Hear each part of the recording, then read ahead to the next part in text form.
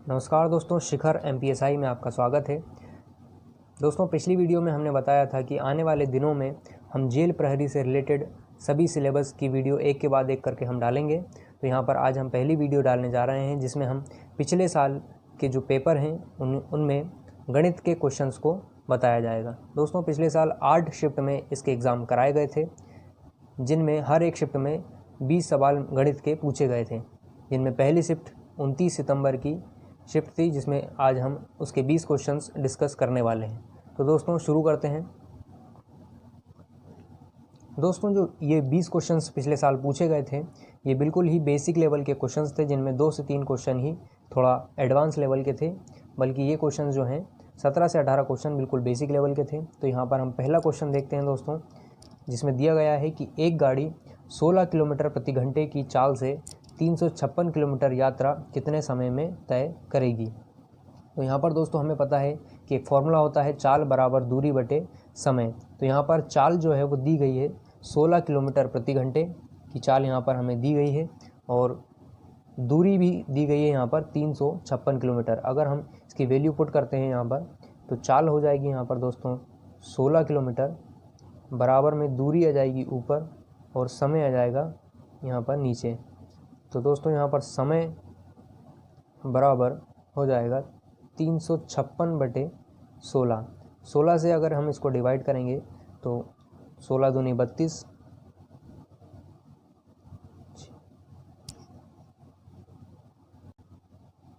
बचेगा 3 और हो जाएगा 36। फिर 2 बार डिवाइड जाएगा इसमें, 16 दूनी 32, बचेगा 4 और नीचे बचेगा 16। दोस्तों हमारा आंसर यहाँ पर 4 को काटेंगे हम एक बार और 4 चुके 16, आंसर आ जाएगा दोस्तों यहाँ पर 22 सही 1/4 घंटे। अगर हम इसको मिनट में चेंज करेंगे तो 22 घंटे और 1/4 घंटे का यहाँ पर मतलब हम निकालेंगे तो 1 घंटे में होता है हमारा 60 मिनट, और 60 मिनट का हम 1/4 डिवाइड निकालेंगे तो हो जाएगा 15 मिनट। तो 22 घंटे और 15 मिनट इसका आंसर आ जाएगा। बहुत ही सिंपल है दोस्तों। आगे हम देखते हैं दूसरा क्वेश्चन। दूसरा क्वेश्चन है दोस्तों, यदि एक कैंडी बार का वजन 40 ग्राम है तो 4 किलो के थैले में कितनी कैंडी बार होंगी। तो दोस्तों यहाँ पर हमें दिया गया है कि एक कैंडी बार का वजन जो है वो 40 ग्राम है और कुल 4 किलो के थैले हैं। तो इन किलो को भी हमें डिवाइड चेंज करना पड़ेगा ग्राम में। तो 1 किलो में दोस्तों होता है हमारा 1000 ग्राम, जिसमें हम 1000 का इंटू कर देंगे तो आ जाएगा 4000 ग्राम। 4000 ग्राम जो है आ जाएगा। 4000 ग्राम को हम 40 से डिवाइड कर देंगे, सिंपल है, और आंसर आ जाएगा 1000 कैंडी बार। सिंपल से क्वेश्चन पूछे गए थे दोस्तों पिछली बार। अगला क्वेश्चन देखते हैं।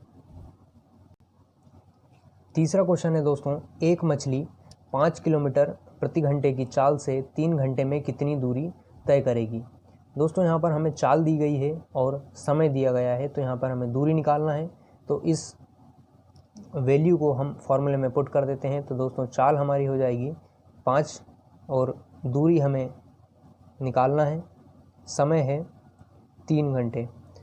तो दोस्तों यहाँ पर दूरी बराबर हो जाएगा 5 × 3 मतलब 15 किलोमीटर। यहाँ पर हमारा आंसर निकल जाएगा। 15 किलोमीटर की दूरी तय करेगी। बिल्कुल ही सिली क्वेश्चन है। अगला क्वेश्चन देखते हैं।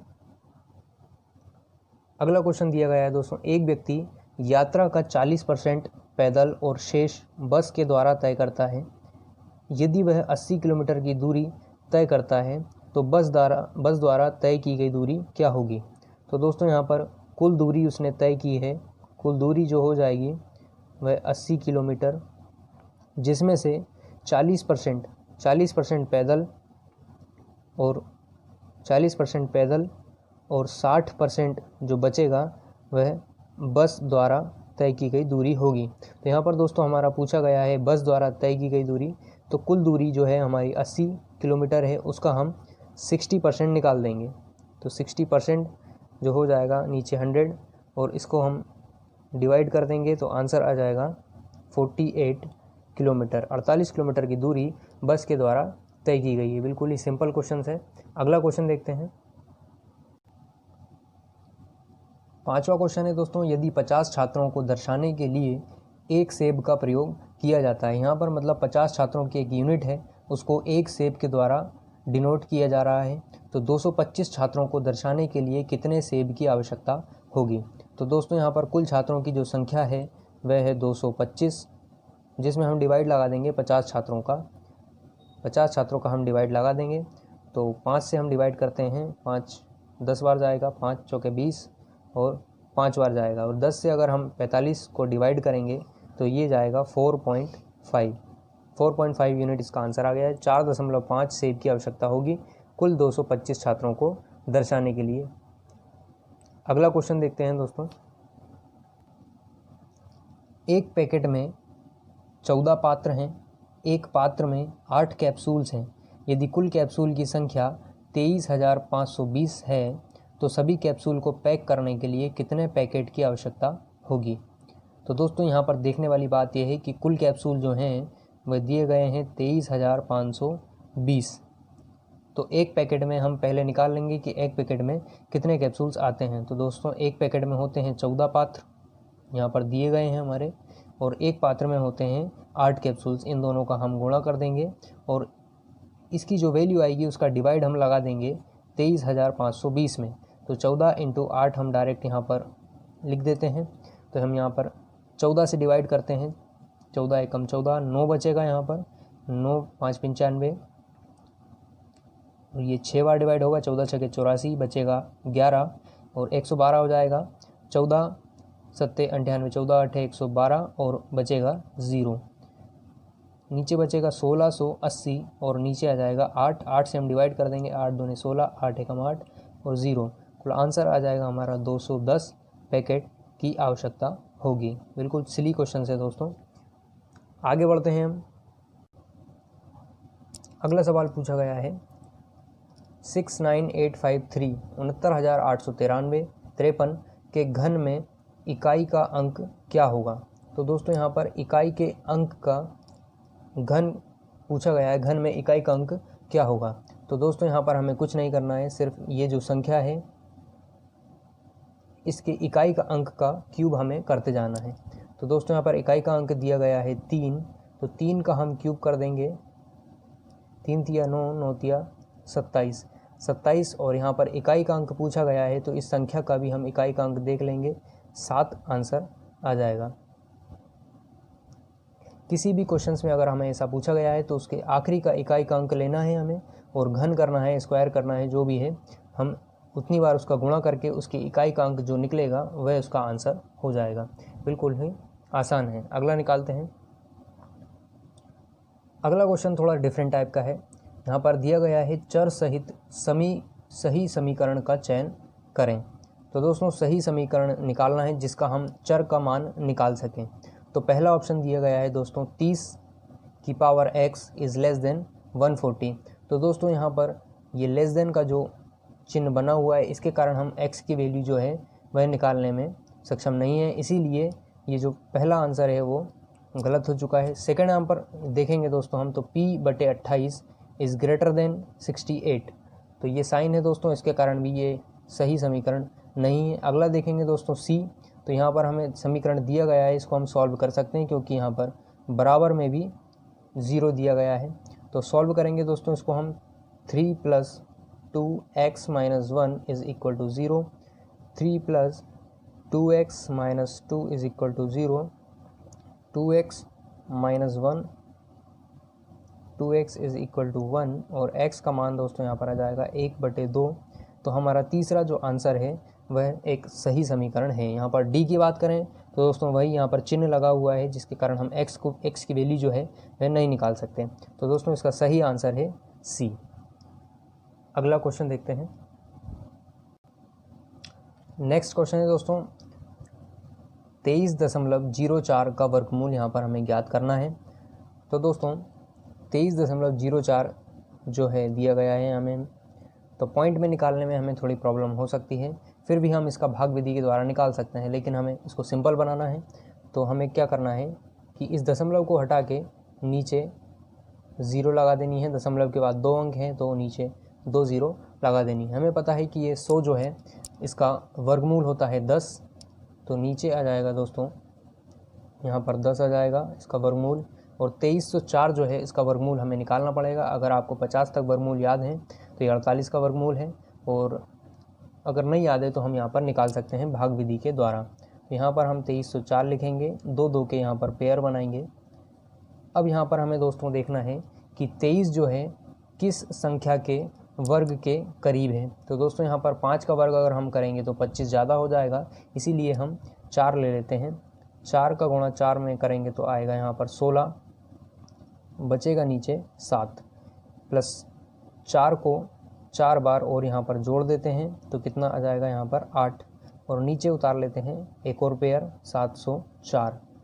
अब दोस्तों यहाँ पर हमें ये करना है कि 8 के साथ हम जितनी बार पहाड़ा पढ़ेंगे उसके साथ ही यह संख्या इसके बगल में लग जाएगी। तो दोस्तों यहाँ पर हम देखेंगे कि 8 के साथ अगर हम 8 जोड़ते हैं तो 88 बन जाता है, और 88 का गुणा 88 का पहाड़ा हम 8 बार पढ़ेंगे। तो यहाँ पर 88 × 8 का अगर हम गुणा करेंगे तो ये निकल के आएगा 704, जो सही आंसर है। तो दोस्तों यहाँ पर 704 जो है पूरी तरह डिवाइड हो जाता है, तो इसका जो वर्ग है निकल के आएगा, वर्गमूल निकल के आएगा 48 निकल कर आएगा। दोस्तों इसको हम सॉल्व कर लेते हैं, तो 10 का डिवाइड हम इसमें अगर करेंगे तो आंसर निकल के आएगा 4.8, ये हमारा आंसर हो जाएगा। तो वर्गमूल विधि से दोस्तों आप सभी ज्ञात हैं, और इसको अगर हमें अच्छी तरीके से समझना है कि तो इस 11वां क्वेश्चन है दोस्तों, एक समांतर चतुर्भुज का क्षेत्रफल 104 सेंटीमीटर स्क्वायर है और आधार के अनुसार ऊंचाई 8 सेंटीमीटर है और अन्य आधार 9 सेंटीमीटर है। तो यहाँ पर हमें परिधि ज्ञात करना है। तो दोस्तों इसका हम डायग्राम बना लेते हैं।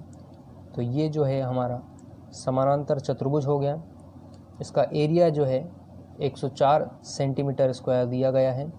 आधार के तदनुसार ऊंचाई, जो आधार जो है इसके अनुसार ऊंचाई दी गई है हमें दोस्तों। ये जो ऊंचाई ये कहलाएगी ऊंचाई, और ये जो है ये हो जाएगी स्लैंट हाइट, तिर्यक ऊंचाई जिसको हम हिंदी में बोलते हैं। तो ऊंचाई यहाँ पर दी गई है दोस्तों 8 सेंटीमीटर, और अन्य आधार जो है वह दिया गया है 9 सेंटीमीटर। यहाँ पर ये जो है प्राइमरी आधार है और दूसरे आधार जो अन्य आधार हैं वह 9 सेंटीमीटर दिया गया है।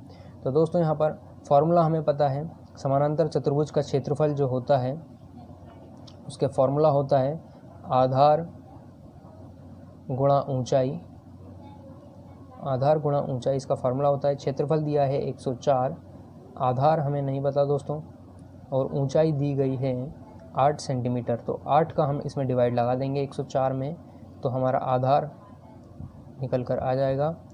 8 से हम काटेंगे 8 एकम 8 और बचेगा 2, 24, 3 बार जाएगा तो आधार निकल के आ जाएगा 13 सेंटीमीटर। अब दोस्तों हमें निकालना है इसकी परिधि। तो 13 सेंटीमीटर परिधि का फॉर्मूला हमें पता है दोस्तों, परिधि होती है 2 × लंबाई × चौड़ाई। तो दोस्तों यहाँ पर लंबाई प्लस चौड़ाई होती है दोस्तों, माफ़ करना। यहाँ पर लंबाई दी गई है 13 सेंटीमीटर और चौड़ाई जो है वह है 9 सेंटीमीटर। तो यहाँ पर हम जोड़ देंगे 13 + 9 = हो जाएगा 2 × 22, 44 सेंटीमीटर जो है वह इसकी परिधि आ जाएगी। अगला क्वेश्चन देखते हैं दोस्तों। यहाँ पर हमें पूछा गया है 6x² 6xy² - 11 में x का गुणांक क्या है। तो दोस्तों जो x के साथ बाकी की जो संख्याएं गुणा में हैं वह हमें यहाँ पर बतानी है, उसी संख्या को गुणांक कहा जाता है। तो दोस्तों यहाँ पर x के सिवाय हमें क्या दिख रहा है, यहाँ पर x के साथ हमें 6 और y² गुणा में दिख रहा है। तो यहाँ पर दोस्तों आंसर हो जाएगा इसका 6y²। तो 6y² जो है x का गुणांक है। अगला देखते हैं दोस्तों। यहाँ पर दिया गया है दोस्तों, एक ड्रम 2/3 भाग भरा हुआ है और ड्रम को पूरा भरने के लिए 50 लीटर की आवश्यकता है। तो ड्रम की यहाँ पर हमें क्षमता निकालना है। तो दोस्तों ये जो ड्रम है इसका 2/3 भाग भरा हुआ है। तो यहाँ पर दोस्तों देखने वाली बात है कि इसके कुल भाग जो हैं वह 3 भाग हैं। कुल भाग जो हैं वह 3 हम मान सकते हैं इसको, जिसमें से 2 भाग भरा हुआ है। तो 1 भाग खाली है और 1 भाग को भरने के लिए हमें 50 लीटर की आवश्यकता है। तो यहाँ पर कुल भाग दोस्तों हम मान लेते हैं 3x, और 1 भाग जो है मतलब x बराबर इसकी वैल्यू है 50 लीटर की आवश्यकता है। तो यहाँ पर कुल क्षमता जो हो जाएगी इसकी 3x हो जाएगी और x की वैल्यू हम पुट कर देंगे 50। तो यहाँ पर 150 लीटर या जो भी 150 लीटर दी गई है यहाँ पर, यह इसकी क्षमता हो जाएगी। अगला क्वेश्चन देखते हैं। अगला क्वेश्चन दिया गया है दोस्तों 14वां, सिंप्लीफिकेशन से ये दिया गया है -3/2 × 3/7। तो इसको हम पहले सॉल्व कर लेते हैं। यहाँ पर बोर्ड मास के रूल से हम ब्रैकेट पहले सॉल्व करते हैं। तो ब्रैकेट में हो जाएगा दोस्तों 3 × 3 -9 अपॉन में आ जाएगा 7 का 2 में इंटू करेंगे तो 14 प्लस यहाँ पर अंदर ब्रैकेट में प्लस दिया गया है, इसलिए हम इसको सॉल्व करते हैं पहले। तो 2 और 7 का एलसीएम आ जाएगा दोस्तों 14। 2 का डिवाइड हम 14 में करेंगे तो 7 बार जाएगा और 7 का गुणा हम करेंगे 5 में तो 35 आ जाएगा। प्लस ऐसा ही हम यहाँ पर करेंगे, 7 का डिवाइड देंगे हम 14 में तो 2 बार जाएगा और 2 का गुणा करेंगे हम 3 में तो 6 आ जाएगा। इसको हम अलग रख लेते हैं। यहाँ पर हमारे पास है -9/14 प्लस 35 और 6 हो जाएगा 41/14। दोस्तों यहाँ पर हम 14 दोनों के बेस समान हैं तो 14 एलसीएम आ जाता है और ऊपर आ जाएगा -9 प्लस 41 और आंसर हमारा आ जाएगा दोस्तों माइनस करने पे 32/14, जिसको हम काट के लिख सकते हैं 16/7। ये दोस्तों हमारा आंसर आ जाएगा। कैलकुलेशन है। अगला देखते हैं दोस्तों 15वां क्वेश्चन देखते हैं। दोस्तों यहाँ पर दिया गया है ABC 3 संख्याएं हैं जिनमें A का 1/3 B है। तो दोस्तों यहाँ पर हम देखते हैं कि A का 1/3 बराबर B यहाँ पर हमें दिया गया है। आगे हम देखेंगे C बराबर 75, C की वैल्यू हमें दी गई है, C की वैल्यू 75 हमें दी गई है जो A से 30 अधिक है। C की वैल्यू A से 30 अधिक दी गई है तो 75 में से दोस्तों हम 30 माइनस कर देंगे तो A की वैल्यू आ जाएगी। तो A की वैल्यू दोस्तों हमारे पास आ जाएगी 45 और इस A की वैल्यू से हम यहाँ पर B की वैल्यू निकाल सकते हैं। तो पुट कर देंगे दोस्तों यहाँ पर 45 × 1/3 बराबर B। तो 3 को हम काटेंगे 15 बार और B की वैल्यू निकल कर आ जाएगी 15। तो दोस्तों यहाँ पर B का मान हमें ज्ञात करना था, B की वैल्यू जो है 15 आ गई है। अगला क्वेश्चन देखते हैं दोस्तों। इसको हमें सिंप्लीफाई करना है। 3x - 2y का होल स्क्वायर हमें दिया गया है। दोस्तों हमें फार्मूला पता है a - b का, यहाँ पर फार्मूला हम पुट कर देते हैं। तो फार्मूला होता है a² + b² - 2ab। तो दोस्तों यहाँ पर a को मानते हैं हम 3x और b को मान लेते हैं 2y और इसको हम यहाँ पर पुट कर देते हैं। तो a का स्क्वायर यहाँ पर 3x का होल स्क्वायर प्लस b का वैल्यू जो है 2y है माइनस 2y का होल स्क्वायर माइनस 2 × a की वैल्यू जो है 3x × 2y। तो यहाँ पर इसको सॉल्व करते हैं दोस्तों। 9x² प्लस 4y² माइनस 2 3 6 और 6 2 12 जो है 12xy।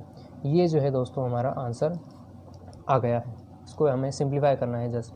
आगे हम देखते हैं 17वां क्वेश्चन देखते हैं दोस्तों। यहाँ पर हमें दिया गया है A जो है वह 3 बार गुणा में दिए गए हैं और B भी 3 बार गुणा में दिए गए हैं। इसको हम शॉर्ट फॉर्म में लिखना है। तो दोस्तों यहाँ पर फॉर्मूला ऑप्शन में दिया गया है 3 की पावर AB, ऐसा कुछ भी यहाँ पर नहीं होता दिखता है हमें। A जो है वह 3 बार गुणा है, मतलब A को हम लिख सकते हैं A की पावर 3 इंटू B भी 3 बार है तो B की पावर 3। इसको हम सॉल्व करके ऐसे लिख सकते हैं AB का होल पावर जो है वह 3।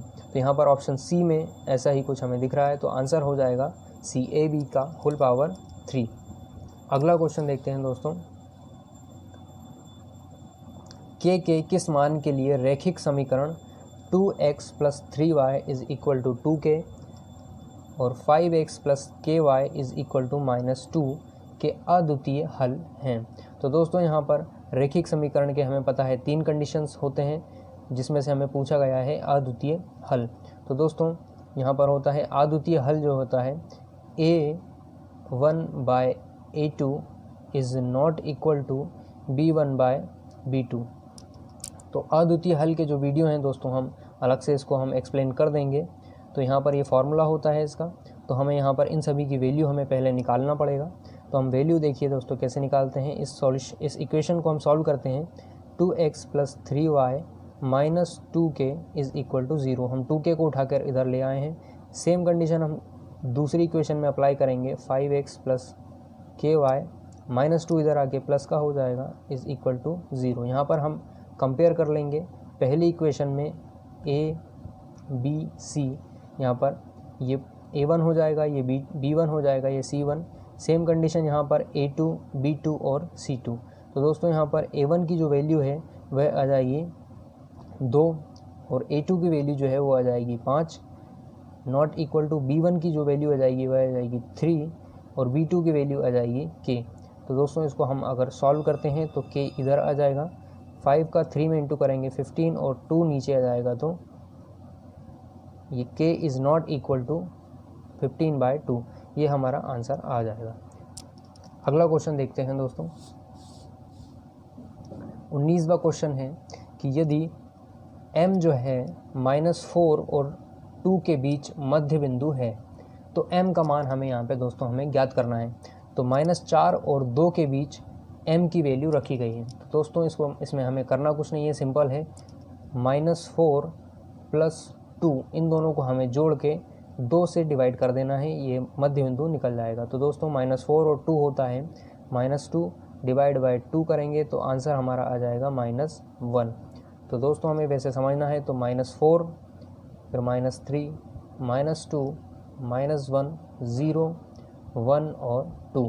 तो यहाँ पे 4 और 2 के बीच में m है जो इसका मध्य बिंदु है। तो मध्य बिंदु अगर हम निकालेंगे दोस्तों तो ये 3 संख्याएं इधर और 3 संख्याएं इधर, -1 जो है यहाँ का मध्य बिंदु है। तो सिंपल जो ट्रिक है दोस्तों यही है कि इन दोनों को जोड़ के हम 2 से डिवाइड कर देंगे तो मध्य बिंदु हमारा आंसर आ जाएगा -1। अगला क्वेश्चन देखते हैं दोस्तों। y अक्ष से बिंदु -6 -1 की दूरी क्या दी गई है, इसे हमें निकालना है। तो दोस्तों ये तो हमें पता है, जो बिंदु दिए गए हैं उसको हम x और y के रूप में डिनोट करते हैं। तो x की वैल्यू दोस्तों जो है -6 है और y की वैल्यू जो है -1। इसका मतलब जो है यहाँ पर एक्सिस में दोस्तों ये होता है ऊपर y एक्सिस, नीचे होता है -y एक्सिस, ये x एक्सिस और ये -x एक्सिस, ये 4 एक्सिस होते हैं दोस्तों। तो यहाँ पर हमें x की वैल्यू -6, इसका मतलब जो है x के माइनस वाले पार्ट में x की वैल्यू, जो छठा बिंदु जो है, छठे बिंदु पर इसकी वैल्यू कुछ होगी यहाँ पर। तो ये छठा बिंदु यहाँ पर होगा दोस्तों, और y की वैल्यू जो है माइनस वाले एक्सिस में, ये पहले बिंदु पर ये y की वैल्यू, इन दोनों से मिलकर दोस्तों यहाँ पर कुछ y पॉइंट निकल कर आएगा। ये जो पॉइंट होगा वह कहलाएगा -6 और -1। तो यहाँ पर दोस्तों हमें पूछा गया है कि y अक्ष से ये जो बिंदु दिया गया है इसकी दूरी क्या है। तो दोस्तों हमें पता है यह जो है y अक्ष है और यहाँ से इसकी दूरी ये 6 पॉइंट है। तो ये जो दूरी दी गई है वह 6 यूनिट दी गई। तो उसका आंसर दोस्तों हो जाएगा 6 यूनिट, यहाँ से इसकी दूरी दी गई है। तो दोस्तों ये रहे कुछ 20 क्वेश्चंस जो 29 सितंबर की शिफ्ट में पूछे गए थे। और इसी तरीके के दोस्तों 8 शिफ्ट में क्वेश्चंस पूछे गए थे, जिसकी हम आगे डेली वीडियो हम जारी करेंगे। तो दोस्तों बिल्कुल ही सिंपल क्वेश्चंस हैं और दोस्तों आगे हम वीडियो डालते रहेंगे। धन्यवाद।